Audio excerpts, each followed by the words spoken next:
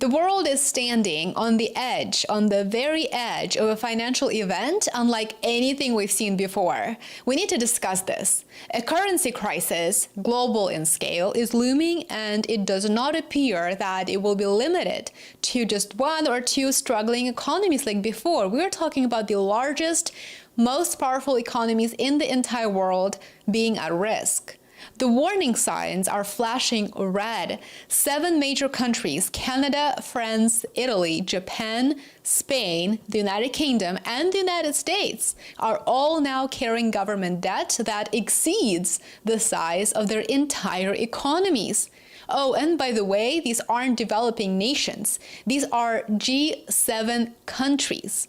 Together, they now form what some are already calling the D7. Never before in modern history have so many of the world's economic giants been so deep in debt, while interest rates have been so high. This is a combination with no precedent and no playbook.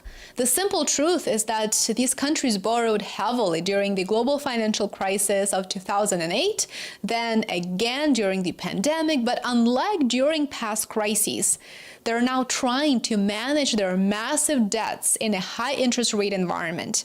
In 2020, borrowing was essentially free. Many of you might recall that, and now it is anything but free. According to the International Monetary Fund, IMF, the D7's net debt minus financial assets, sits around 100% of GDP. That's never happened at a time when central banks have jacked interest rates up by hundreds of basis points in just a few years.